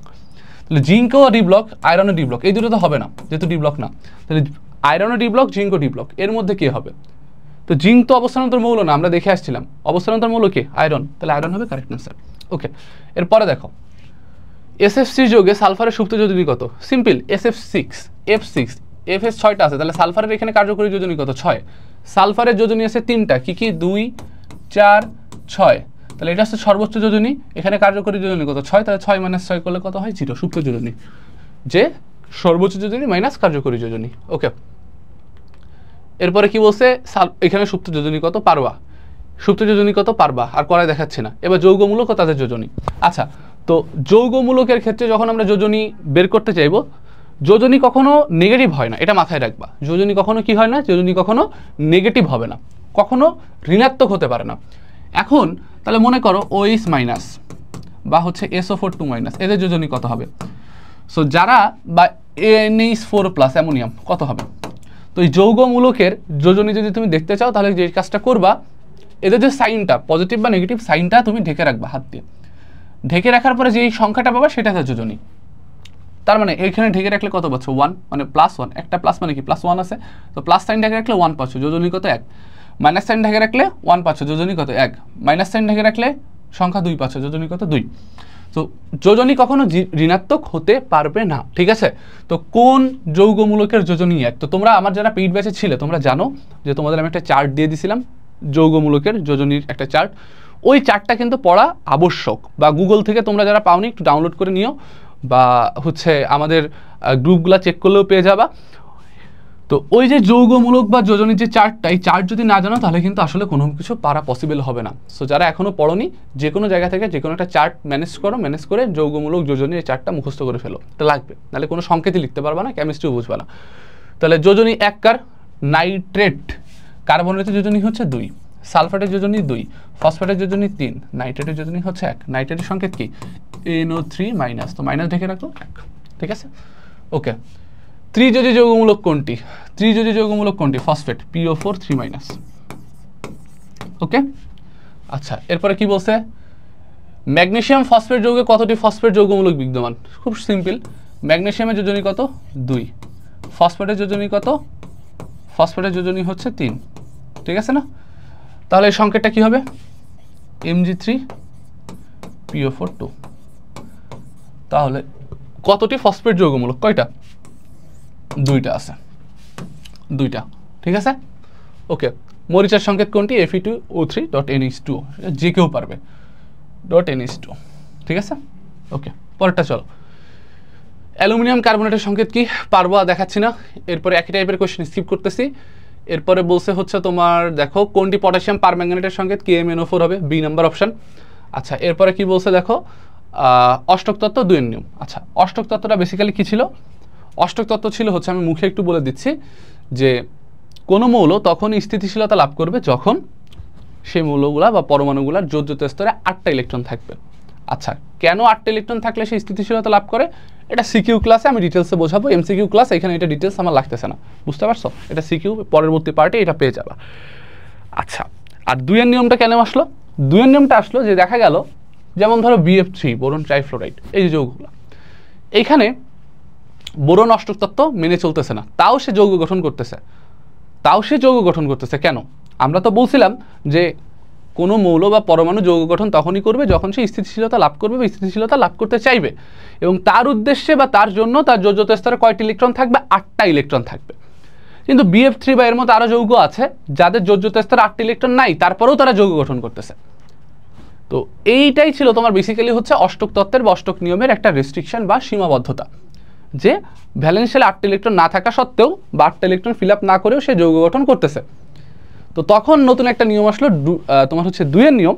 তো 2 এর নিয়মে বলা হয় যে এখানে যে 8টি ইলেকট্রন থাকতে হবে ব্যাপারটা এরকম না, যোজ্যতা স্তরে ইলেকট্রন জোড়ায় থাকবে, মানে পেয়ার্ড ইলেকট্রন থাকবে, যদি থাকে তাহলে তারা যৌগ গঠন করবে। এটাই ছিল 2 এর নিয়ম। তাহলে এখন একটু দেখি কি আছে। যৌগের বন্ধন গঠনের ক্ষেত্রে কেন্দ্রীয় পরমাণু অষ্টক নিয়ম মেনে চলে কে কে? দেখো CCl4 এটা মেনে চলে। কেন্দ্রীয় পরমাণু জাস্ট আমার এখানে কার্বন দেখতে হবে, এখানে বোরন দেখতে হবে, এখানে হাইড্রোজেন দেখতে হবে, সরি সালফার দেখতে হবে। একটা কথা মাথায় রাখবা, হাইড্রোজেন কখনো কেন্দ্রীয় পরমাণু হবে না, যতই তার তড়িৎ কম হোক, যতই সে যৌগের সব থেকে কম সংখ্যা থাকুক, যাই হোক না কেন, হাইড্রোজেন কখনোই কেন্দ্রীয় পরমাণু হবে না। ওকে, আচ্ছা তাহলে এখন কার্বন টেট্রাক্লোরাইডে দেখি। তো কার্বনের সিম্পল অবস্থায় যোজ্যতা ইলেকট্রন কয়টা? 4টা। কার্বনের পারমাণবিক সংখ্যা 6, ইলেকট্রন বিন্যাস করো 2 4 2 4 4, তাই না? এখন CCl4 যখন করবে তখন কি হবে? এখানে একটা ক্লোরিন, এখানে একটা ক্লোরিন, এখানে একটা ক্লোরিন, এখানে একটা ক্লোরিন। তাহলে ক্লোরিন এখান থেকে একটা শেয়ার, এখান থেকে একটা শেয়ার, এখান থেকে একটা শেয়ার, এখান থেকে, এই 6টা তো আছেই, এটা না দেখাই, প্রত্যেকটা ক্লোরিন এইভাবে আছে। তাহলে এখন দেখো তো কার্বনের যোজ্যতা ইলেকট্রন কয়টা? 2 4 6 8, তার মানে এটা অষ্টকত্ব মানতেছে। আচ্ছা এবার BCl3 মানবে? BCl3 মানবে নাকি দেখো তো। আচ্ছা বোরনে কয়টা থাকে? বোরনের তোমার পারমাণবিক সংখ্যা কত? 5। তো ইলেকট্রন বিন্যাস করলে 2 3, যোজ্যতা স্তরে ইলেকট্রন আছে কয়টা? 1 2 3। এবার যখন ক্লোরিন আসে, ক্লোরিন এখান থেকে একটা ক্লোরিন শেয়ার করতেছে, এখান থেকে একটা শেয়ার করতেছে, এখান থেকে একটা শেয়ার, বাদ বাকি 6টা তো মানে 7টা তো আছেই এখানে, সেটা দেখাচ্ছি না, মানে 6টা 2 4 6 2 4 6 2 4 6 দিচ্ছি না। এখন দেখো তো বোরনের তাহলে হচ্ছে তোমার এখানে যৌগ গঠনের পরে যোজ্যতা ইলেকট্রন কয়টা হলো? 2 4 6, 6টা আছে। তাহলে কি অষ্টক নিয়ম মানলো? অষ্টক নিয়ম? মানলো না, কিন্তু তাও সে যৌগ গঠন করছে। তাহলে এটা কার নিয়ম মানলো? 2 এর নিয়ম। কেন? ওই যে 2 এর নিয়মে বলা হয়েছিল যে যৌগ গঠনের সময় ইলেকট্রনগুলোর তোমার হচ্ছে ভ্যালেন্সিয়ালে বা যোজ্যতা স্তরে ইলেকট্রনটা কি থাকবে, জোড়ায় জোড়ায় থাকবে। তো দেখো জোড়া জোড়ায় আছে, 1 জোড়া 2 জোড়া 3 জোড়া, তো আমার এটা মানে নেই। তো এটা যদি না মানে অবভিয়াসলি 3 তো মারবেই, তাহলে আর 3 দেখা লাগতেছে না, উত্তর কি হবে 1 আর 3, ঠিক আছে। আচ্ছা এরপরে কি বলছে দেখো, এরপরে বলছে নিষ্ক্রিয় গ্যাস এবং এর স্থিতিশীলতা। ওকে, নিষ্ক্রিয় গ্যাস কারোর সাথে যৌগ গঠন করে না। কেন? কারণ নিষ্ক্রিয় গ্যাসের যোজ্যতা স্তর ইলেকট্রন থাকে হচ্ছে 8টা এক্সেপ্ট হিলিয়াম 1s2, বাট সেও নিষ্ক্রিয়। কেন? কারণ তার এস অরবিটালটা ওই যে পূর্ণ অর্ধপূর্ণ নীতি পুরো পূর্ণ আছে, বিধায় সেই স্থিতিশীলতা লাভ করছে এবং সে স্থিতিশীল গ্যাস হিসেবে বা নিষ্ক্রিয় গ্যাস হিসেবে গ্রুপ 18তে জায়গা পেয়েছে। এখন কথাটা হচ্ছে নিষ্ক্রিয় গ্যাস যেহেতু সে অলরেডি স্থিতিশীল অবস্থায় আছে, অষ্টক তত্ত্ব মেনে চলতেছে, তাহলে কি তার ইলেকট্রন গ্রহণ করার দরকার আছে? নাই। ইলেকট্রন ত্যাগ করার দরকার আছে? নাই। তাহলে ইলেকট্রন গ্রহণ বা ত্যাগ যদি সে নাই করে, তাহলে কি বন্ধন গঠনে অংশগ্রহণ করতেছে না। তাহলে বন্ধন গঠনে যদি অংশগ্রহণ না করে, সে কি কারোর সাথে যুক্ত হবে না। আর কারোর সাথে যুক্ত হওয়ার ক্ষমতাটাকে কি বলছিলাম, যোজনী। তাহলে কারোর সাথে যদি যুক্ত না হয়, তাহলে সে কয়টা পরমাণুর সাথে যুক্ত হচ্ছে আলটিমেটলি? 0টা পরমাণুর সাথে। তাহলে তার যোজনী কত? 0, ঠিক আছে। তাহলে নিষ্ক্রিয় গ্যাসের যোজনী কত হয়? 0 হয়। তো এখন দেখো নিষ্ক্রিয় গ্যাস কি আছে, ক্রিপ্টন। আমরা কিন্তু পর্যায় সারণী তো এখানে নেমোনিক শিখছিলাম, প্রত্যেকটা গ্রুপের মৌলগুলো নাম রাখার সিস্টেম, ঠিক আছে। তো ক্রিপ্টন। এরপরে শিখবো হচ্ছে ক্যাটায়ন এবং অ্যানায়ন। সিম্পল হিসাব, ক্যাটায়ন অ্যানায়ন জিনিসটা কি। আচ্ছা, সেই অষ্টক তত্ত্বের কথা এখানে চলে আসবে। দেখো ধাতুদের কথা যদি বলি, ধাতুদের শেষ কক্ষপথে সাধারণত ইলেকট্রন কয়টা থাকে? শেষ কক্ষপথে ইলেকট্রন সাধারণত কয়টা থাকে? 1টা থাকে, 2টা থাকে বা 3টা থাকে। তো মনে করো আমি সোডিয়াম দিয়ে যদি বুঝাই, তাহলে এর ইলেকট্রন বিন্যাস কত? 2, 8, 1। তাহলে অষ্টক তত্ত্ব অনুসারে এর ভ্যালেন্সিয়ালে কয়টা ইলেকট্রন থাকা লাগবে? 8টা ইলেকট্রন থাকা লাগবে। 8টা ইলেকট্রন থাকতে লাগবে। তাহলে 8টা ইলেকট্রন যদি থাকা লাগে, তাহলে ওয়ে আছে 2টা। কি বলতো? এর ভ্যালেন্সিয়ালে 8টা ইলেকট্রন রাখতে গেলে 7টা ইলেকট্রন নয় গ্রহণ করতে হবে, নয় 1টা ইলেকট্রন ছেড়ে দিতে হবে। 7টা গ্রহণ করলেও 8টা হবে, বা 1টা ছেড়ে দিলেও এইটা তখন হবে ভ্যালেন্সিয়াল, তখন তার যোজ্যতা স্তরের ইলেকট্রনের সংখ্যা হবে 8, অর্থাৎ অষ্টক তত্ত্ব মানবে। এখন সোডিয়াম কি 7টা ইলেকট্রন গ্রহণ করতে পারবে? গ্রহণ করতে? না, পারবে না। কেন বলো তো? কারণ সোডিয়াম আছে কোথায়? পর্যায় সারণীর গ্রুপ 1-এ, মানে বাম দিকে আছে। তাহলে তার ইলেকট্রন অ্যাফিনিটিটা কেমন বলো তো? ইলেকট্রন অ্যাফিনিটিটা কিন্তু কম। ওই যে আমরা পর্যায় সারণীতে পড়ে আসছিলাম, বাম থেকে ডানে গেলে ইলেকট্রনের শক্তি বাড়ে, আর উপর থেকে নিচে গেলে ইলেকট্রনের শক্তি কমে, আর বাম থেকে ডানে গেলে আয়নীকরণ শক্তিও বাড়ে, আর উপর থেকে নিচে গেলে আয়নীকরণ শক্তিও কমে। তাহলে যেহেতু পর্যায় একেবারে বামে আছে, তার মানে এর ইলেকট্রন আসক্তির মানটা কেমন? কম। আচ্ছা, আয়নীকরণ শক্তির মানটা কেমন? কম। আচ্ছা, ইলেকট্রন আসক্তি কম মানে কি? সেই ইলেকট্রন গ্রহণ করতে চাইবে না, সোজা হিসাব। আর আয়নীকরণ শক্তির মান কম মানে কি? কম মানে হচ্ছে সে ইজিলি ইলেকট্রনটা ডোনেট করতে পারবে, তাই না? বাম দিকে যেহেতু আছে, তার মানে সোডিয়াম কি করবে? একটা ইলেকট্রন ত্যাগ করবে। শুধু সোডিয়াম না, সেমভাবে গ্রুপ 2-এর যারা আছে তারাও একই কারণেই হচ্ছে ইলেকট্রনটা ত্যাগ করে। তাহলে ইলেকট্রন ত্যাগ করে সে কিসে পরিণত হলো? Sodium plus. তাই যদি ম্যাগনেসিয়াম থাকতো, তাহলে কি হতো? ম্যাগনেসিয়াম 2+ 2টা ইলেকট্রন ত্যাগ করতো। অ্যালুমিনিয়াম থাকলে কি হতো? 3টে ইলেকট্রন ত্যাগ করতো, অ্যালুমিনিয়াম 3+ পরিণত হতো। তাহলে যখন আমি যদি জেনারেলি দেখাই, কোনো একটা নিষ্ক্রিয় পরমাণু বা ধাতু ধরো ইলেকট্রন ত্যাগ করতেছে, কয়টা ত্যাগ করতে পারে? 1টা পারে, 2টা পারে, 3টা পারে। তো আমি ধরলাম ধরো n সংখ্যক ইলেকট্রন ত্যাগ করতেছে। তাহলে n সংখ্যক ইলেকট্রন যদি ত্যাগ করে, তাহলে তার চার্জ কত হবে? চার্জটা হবে হচ্ছে An+, তাই না? তাই তো? তাহলে যখন কোনো পরমাণু বা নিষ্ক্রিয় মৌল ইলেকট্রন ত্যাগ করে, এক বা একাধিক ইলেকট্রন ত্যাগ করে সে হচ্ছে তোমার ধনাত্মক আয়নে পরিণত হয়, তখন ওই ধনাত্মক আয়নটাকে আমরা কি বলি? ধনাত্মক আয়নটাকে আমরা বলি হচ্ছে তোমার ক্যাটায়ন। এটাকে আমরা বলি হচ্ছে ক্যাটায়ন, ঠিক আছে। আচ্ছা, আর অ্যানায়নটা কি? অ্যানায়নটা হচ্ছে মনে করো ক্লোরিন দিয়ে যদি বুঝাই, ক্লোরিন কি করে? ইলেকট্রন বিন্যাসটা দেখো 2, 8, 7। এখন ক্লোরিন কোন দিকে আছে? পর্যায় সারণীর ডানে আছে। মানে ডান দিকে কারা থাকে? ইউজুয়ালি অধাতুটা থাকে না, ধাতুটা থাকে বাম দিকে, অধাতুটা থাকে ডান দিকে। তাহলে বাম থেকে ডানে গেলে ইলেকট্রন শক্তির মানও বাড়ে, আয়োনাইজেশন এনার্জির মানও বাড়ে। তা আয়োনাইজেশন এনার্জি বাড়ার অর্থ কি? আয়নীকরণ শক্তি বাড়া মানে কি? মানে হচ্ছে ইলেকট্রনটা ত্যাগ করাতে বেশি এনার্জি দেওয়া লাগবে, অর্থাৎ ইলেকট্রন ত্যাগ কারণটা বেশি কঠিন। তাহলে কি এরা ইলেকট্রন ত্যাগ করতে চাইবে না? আচ্ছা, বাম থেকে ডানে গেলে ইলেকট্রন অ্যাফিনিটি বাড়তেছে, তো এরা 17 নম্বর গ্রুপে, মানে একেবারে পর্যায় সারণীর ডানেই আছে। তাহলে এখানে ইলেকট্রন অ্যাফিনিটির মানটা বেশি, ইলেকট্রন আসক্তির মান বেশি, তার মানে কি ইলেকট্রন গ্রহণ করার প্রবণতা বেশি। তাহলে অধাতু যারা আছে তাদের ইলেকট্রন গ্রহণ করার প্রবণতা বেশি হয়। কেন? কারণ সেখানে আয়নাইজেশন এনার্জির মানটাও বেশি, ইলেকট্রন অ্যাফিনিটির মানটাও বেশি। তো যেহেতু আয়নাইজেশন এনার্জির মান বেশি, ইলেকট্রন ত্যাগ করানো কঠিন, ইলেকট্রন অ্যাফিনিটির মান বেশি, তার মানে ইলেকট্রন গ্রহণ করানো সহজ। তাহলে এরা কি করে? অধাতুরা ইলেকট্রন গ্রহণ করে। তাহলে অষ্টক তত্ত্ব মেনে চলার জন্য এরা কি করবে? এরা হচ্ছে এক বা একাধিক ইলেকট্রন গ্রহণ করবে। যেমন ক্লোরিন একটা ইলেকট্রন গ্রহণ করে কি হবে ভাইয়া দেখো তো, Cl মাইনাসে পরিণত হবে। তাহলে মনে করো যে কোনো একটা অধাতু বি, তাহলে এ এন সংখ্যক ইলেকট্রন গ্রহণ করতেছে, আমরা জানি না 1 2 3 যে কোনো সংখ্যক ইলেকট্রন গ্রহণ করতে পারে, নিয়ে এসে Bn মাইনাসে পরিণত হচ্ছে। অর্থাৎ কোনো পরমাণু বা নিষ্ক্রিয় মৌল যদি এক বা একাধিক ইলেকট্রন গ্রহণ করে তোমার ঋণাত্মক আয়নে পরিণত হয়, সেটাকেই আমরা কি বলবো? এটাকে আমরা তখন বলি হচ্ছে অ্যানায়ন। তো এটা তো আমরা জানি, রাইট? এটা আমরা জানি বা পারবো। তাহলে এখন আমরা একটু কোয়েশ্চেন সলভে চলে যাই। দেখো তো কি বলছে, একটু দেখি। আয়ন গঠনের সময় পটাশিয়াম কোন মৌলের ইলেকট্রন বিন্যাস লাভ করে? আচ্ছা, আরেকটা ব্যাপার একটু বলি। এই যে অষ্টক তত্ত্ব মানার যে ব্যাপারটা, বা কেনই 8টা ইলেকট্রন রাখতে হচ্ছে, এটা যে কথা যে আমরা বললাম না যে কোনো যৌগ গঠনের সময় কোনো পরমাণু বা মৌল তার যোজ্যতা স্তরে 8টা ইলেকট্রন রাখতে চাই, কেন? রিজনটা কি? তুমি যদি গ্রুপ 18-র পরমাণুগুলা বা নিষ্ক্রিয় গ্যাসের ইলেকট্রন বিন্যাস লক্ষ্য করো, দেখবা তাদের যোজ্যতা স্তরে 8টা করে ইলেকট্রন আছে, অর্থাৎ অরবিটালগুলো ফিল আপ থাকে, পরিপূর্ণ থাকে, বিধায় তারা স্থিতিশীল হয়। তা এই যে মৌলগুলা যদি তারাও কি করতে পারে, যোজ্যতা স্তরে 8টা ইলেকট্রন রাখতে পারে, অর্থাৎ অরবিটালগুলো ফিল আপ রাখতে পারে, তারাও স্থিতিশীল হবে এবং তাদের ইলেকট্রন বিন্যাসটা কি হয়ে যাবে? ওই নিষ্ক্রিয় গ্যাসের মতোই হয়ে যাবে, হবে। এখন কোনো মৌলের ইলেকট্রন বিন্যাস করে সেটা অ্যানায়ন হলো বা ক্যাটায়ন হলো, ইলেকট্রন ত্যাগ করলো বা গ্রহণ করলো, করে সে অষ্টক তত্ত্ব মানলো। তার মানে কি? তার যোজ্যতা স্তরে ইলেকট্রন কয়টা আছে? 8টা আছে, অরবিটালগুলো ফিল আপ আছে। তাহলে নিশ্চয়ই সে কোনো না কোনো নিষ্ক্রিয় গ্যাসের ইলেকট্রন বিন্যাস লাভ করছে, কারণ নিষ্ক্রিয় গ্যাসেরও যোজ্যতা স্তরে 8টা, এদেরও 8টা। তার মানে কোনো না কোনো নিষ্ক্রিয় গ্যাসের ইলেকট্রন বিন্যাস সে লাভ করছে। এখন কোন নিষ্ক্রিয় গ্যাসটা সে ইলেকট্রন বিন্যাস লাভ করবে? সেটা হচ্ছে সবসময় তুমি যেই পরমাণুর ক্যাটায়ন বা অ্যানায়ন দেখতেছো বা যে পরমাণুর কথা বলতেছো, তার নিকটবর্তী যে নিষ্ক্রিয় গ্যাস, কি বললাম? নিকটবর্তী, সব থেকে কাছের যে নিষ্ক্রিয় গ্যাসটা আছে, তার ইলেকট্রন বিন্যাসটাই সে হচ্ছে লাভ করবে। যেমন আমি যদি বলি সালফারের কাছাকাছি নিষ্ক্রিয় গ্যাস কয়টা আছে? কে আছে? এই দিকে আছে হচ্ছে নিয়ন, এই দিকে হচ্ছে তোমার আর্গন। এখন বলো সালফারের ইলেকট্রন বিন্যাস কার মতো হবে? নিয়নের মতো না আর্গনের মতো? অবশ্যই আর্গনের মতো। কেন?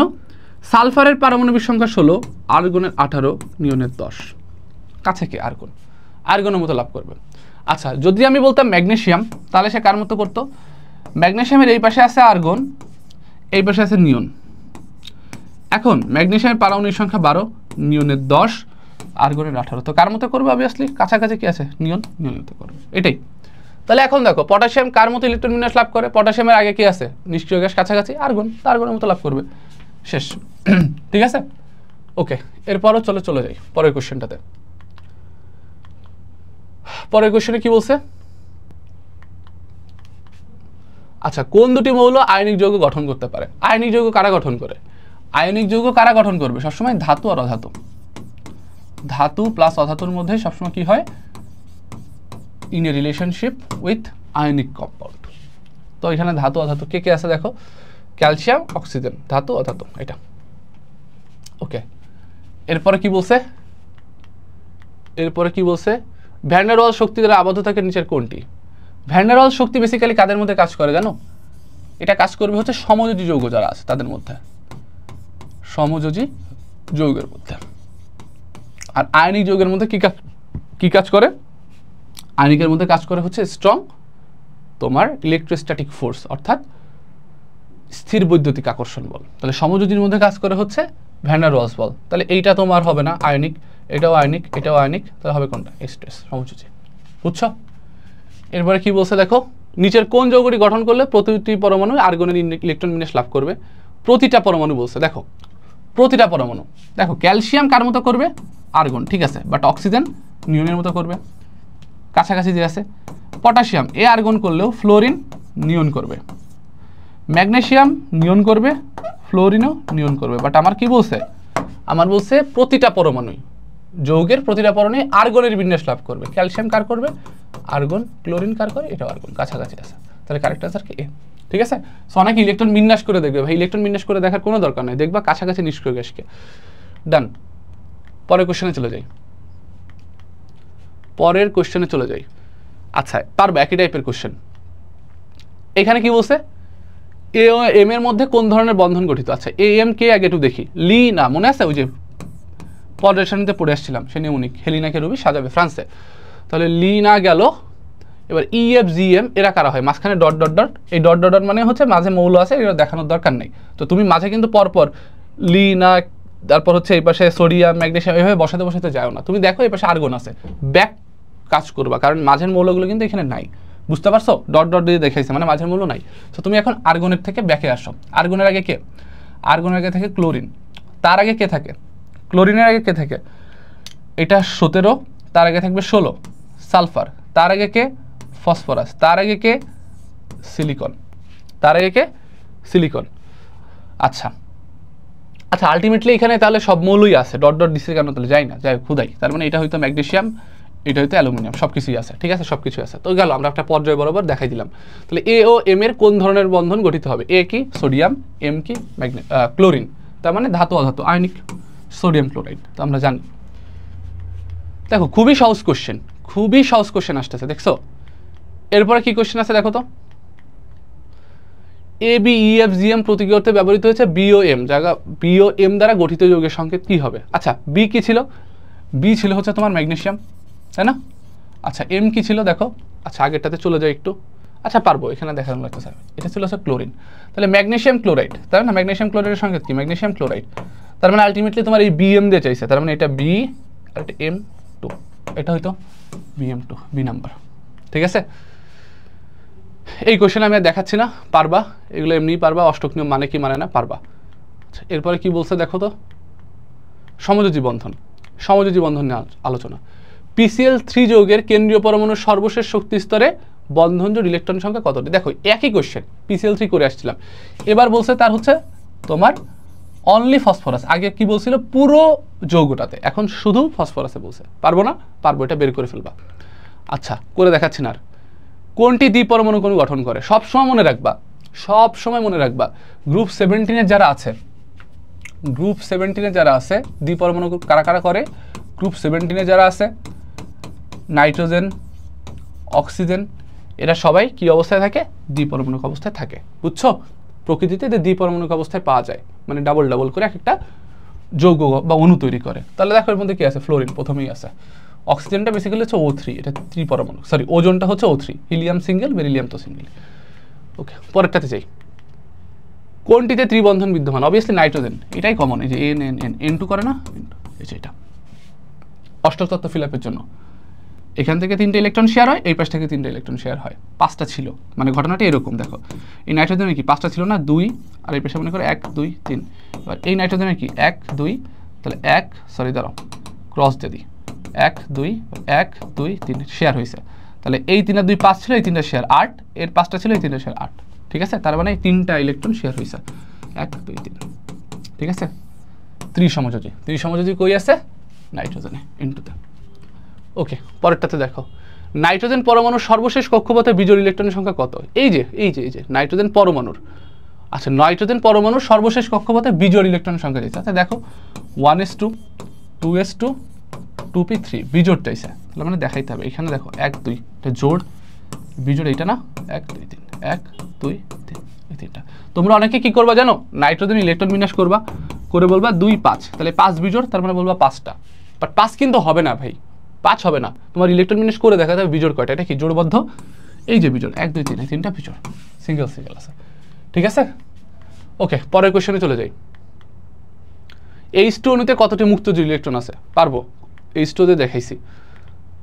PCl5 যৌগে বন্ধন জোড় এগুলো পারবা, সমযোজী আয়নিক পারবা, দেখাচ্ছি না।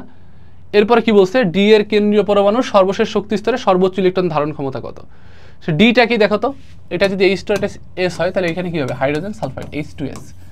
এখন বলছে ডি এর কেন্দ্রীয় পরমাণু, তো কেন্দ্রীয় পরমাণু কি? সালফার, সর্বশেষ শক্তি স্তরে সর্বশেষ শক্তি স্তরে সর্বোচ্চ ইলেকট্রন ধারণ ক্ষমতা। আচ্ছা সালফারের সর্বশেষ শক্তি স্তর কোনটা? সালফারের হচ্ছে 2 8 6, মানে তৃতীয় শক্তি স্তরে সর্বোচ্চ ইলেকট্রন ক্ষমতা কত? 2n স্কয়ার, তার মানে 2 গুণ 9 3 স্কয়ার, মানে হচ্ছে 18। কারেক্ট অ্যান্সার কত? 18 হবে, বুঝছো? বোঝা গেছে? ওকে পরেরটাতে চলে যায়। আয়নিক ও সমযোজী যৌগের বৈশিষ্ট্য এই টাইপ থেকে কি কি আছে? পানিতে দ্রবণীয় অদ্রবণীয়, ভাই এটা কিন্তু আমরা অলরেডি দেখে আসছি এই টাইপের কোশ্চেন। পানিতে অদ্রবণীয় লবণ কোনটা? অদ্রবণীয় লবণ, অদ্রবণীয় লবণ কোনটা হবে? Silver chloride. এটা মাথায় রেখো। মোটামুটি সব ধরনের ক্লোরাইড সল্টই পানিতে দ্রবীভূত হয়, সলিবিলিটি রুল আছে, কিন্তু সিলভার ক্লোরাইড তোমার কিন্তু পানিতে দ্রবীভূত হয় না, ঠিক আছে, মাথায় রেখো সিলভার ক্লোরাইড। এরপরে বলছে কোন পানিতে অদ্রবণীয় যৌগ কোনটা? পানিতে অদ্রবণীয় যৌগ। আচ্ছা দেখো, এই দ্রবণীয় অদ্রবণীয় পড়তে গেলে আমাদের একটা নীতি জানা দরকার, like dissolve like, like dissolve like, like dissolve like, বুঝছো? Like dissolve like. এখন কথাটা হচ্ছে লাইক ডিজলভ লাইক দিয়ে কি বোঝাচ্ছে? বোঝানো হচ্ছে যে যেমন দ্রবীভূত হবেও ঠিক তেমনতে। অর্থাৎ সাধারণত, আমি আবার বলতেছি, সাধারণত পোলার যৌগ পোলার দ্রাবকে, অপোলার যৌগ অপোলার দ্রাবকে দ্রবীভূত হয়, ঠিক আছে? তাহলে ভাইয়া লক্ষ্য করো তো, সোডিয়াম ক্লোরাইড পোলার, পানি তো পোলারই, H2O তো একটা পোলার যৌগ, তাই না? H2 একটা পোলার যৌগ। ম্যাগনেসিয়াম ক্লোরাইড আয়নিক পোলার, AlCl3 আর CCl4। এর মধ্যে দেখো CCl4 যে আছে, এটা কি পোলার হয় নাকি নন পোলার হয়? CCl4টা, এটা কিন্তু একটা নন পোলার যৌগ, একটা নন পোলার যৌগ। তার মানে A হবে না, B হবে না, এটা একটা নন পোলার যৌগ। আর AlCl3 কি? অ্যালুমিনিয়াম ক্লোরাইড, এটাও তোমার ধাতু অধাতু নিয়ে তৈরি হচ্ছে, তার মানে এটাও হবে না। তাহলে এরা সমযোজী, এবং সমযোজী এরা নন পোলার সমযোজী, তাই উত্তরটা হবে CCl4। তাহলে কার্বন টেট্রাক্লোরাইড কখনোই পানিতে দ্রবীভূত হবে না, কেন? কারণ এটা নন পোলার, পানি পোলার, ঠিক আছে, বুঝছো? আচ্ছা, পোলার নন পোলার নিয়ে একটু আলোচনা করে দিই, পোলার নন পোলার নিয়ে একটু আলোচনা করে দিই, পোলার নন পোলার, পোলার নন পোলার নিয়ে একটু আলোচনা করি। দেখো কথাটা হচ্ছে, পোলার নন পোলারতে আমরা কি বুঝি? যদি দেখো, আমি এখানে সিকিউ ক্লাসের ডিটেলস বুঝাবো, এখানে শর্টকাটটা দেখাই দিচ্ছি একবারে।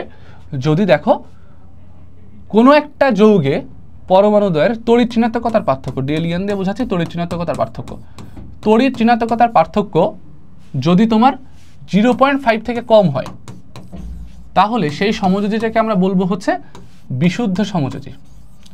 কি বলবো? বিশুদ্ধ সমযোজী বা নন পোলার।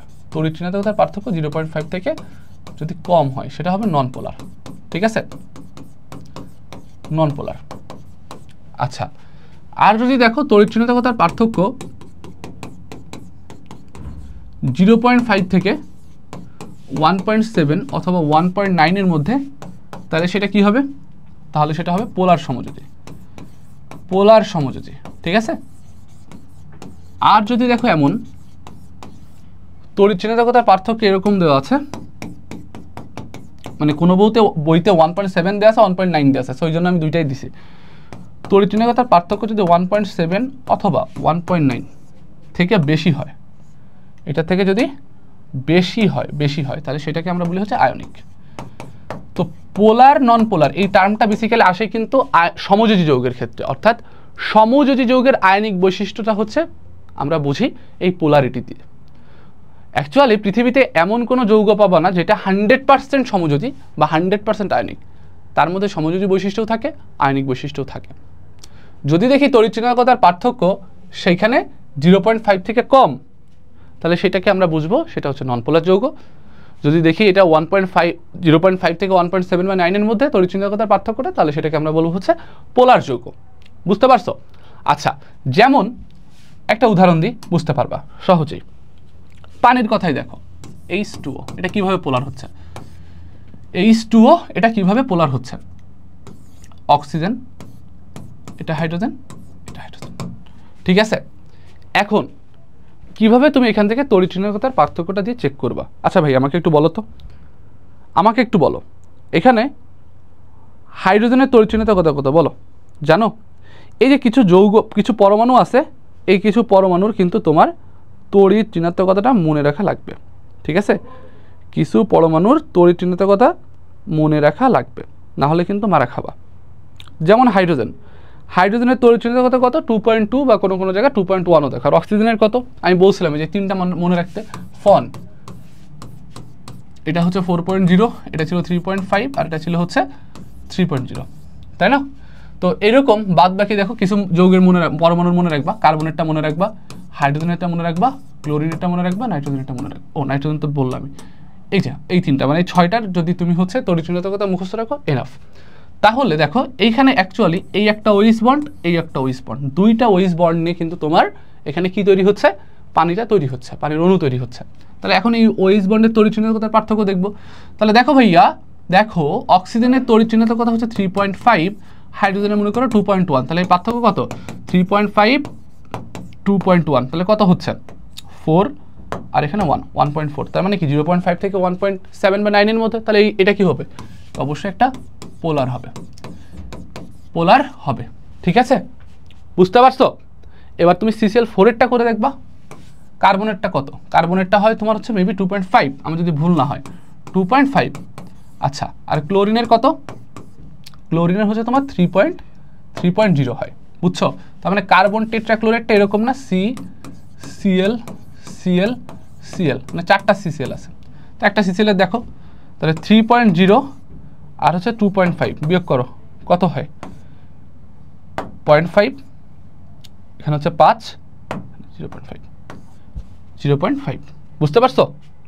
তার মানে 0.5 থেকে তোমার হচ্ছে 0.5 এর সমান হচ্ছে, বা তার থেকে যদি কমও হয় সেটাকে আমরা বলবো সেটা হচ্ছে তোমার একটা নন পোলার যৌগ। কি বলবো, নন পোলার যৌগ। তাহলে অবশ্যই CCl4টাও কি একটা নন পোলার যৌগ, বুঝতে পারছো?